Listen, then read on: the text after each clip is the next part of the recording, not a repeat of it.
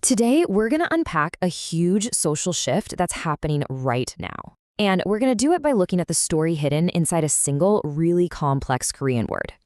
Okay, let's start with something we've all felt. You know that moment when things have just gone a little too far and you have to be the one to step in and say, hey, that's enough.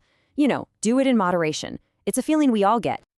So in Korean, one way you might say this is jakjak. Now, on the surface, it just means something like stop it or take it easy. But believe me, underneath that simple phrase, there is a fascinating story about community, about being alone, and maybe about where we're all headed. All right, let's get into it. The secret to this word, jakjak, is that in the classical sense, it can be written with 4 totally different characters, and each one gives it a completely unique meaning. The first version means clear and clean. Just think of a state of absolute purity and clarity. Everything's sharp, everything's distinct. Tuck that one away. The second jakjak gives you a feeling of being relaxed, generous, totally at ease. It's that feeling of having more than enough room, a sense of real abundance. Okay, meaning number 3 is all about intensity. This jakjak describes something that is blazing and brilliant, just like a fire. It's packed with this vigorous, almost overwhelming energy. And finally, our fourth jakjak. Now this one is the key to our whole story. It literally just means the act of pouring a drink for someone else. It's an act of sharing. So what's so wild is how these 4 completely different meanings, clear, relaxed, blazing, and pouring, can actually be woven together to tell the story of a typical night out drinking. Just imagine this for a second. You start the night with a totally clear mind. That's our first jakjak. Then you have a drink to feel a little more relaxed, a bit more generous. That's our second jakjak. Then, of course, comes the third one, the endless act of pouring drinks for each other. And where does that often lead?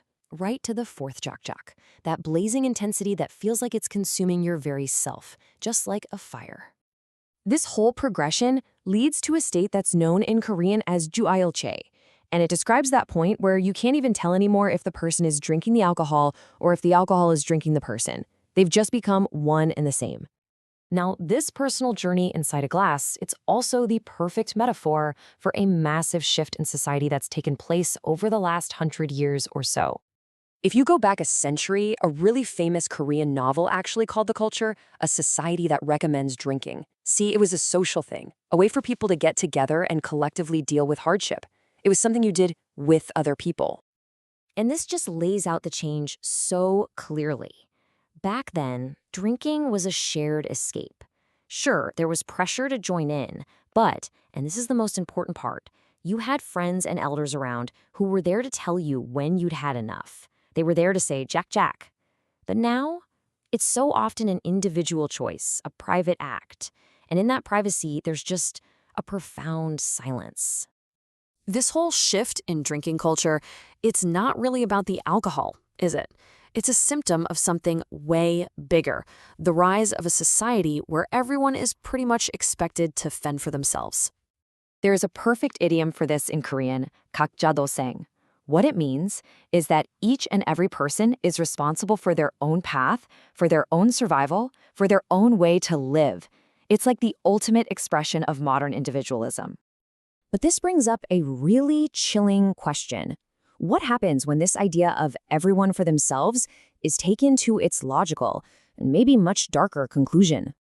So here's the crucial warning from the author.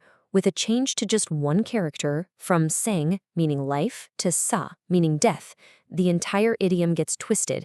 The fear is that a society of 각자 도생 could become one of 각자 도사, a society where each person doesn't just find their own way to live, but is left to face their own death, completely alone.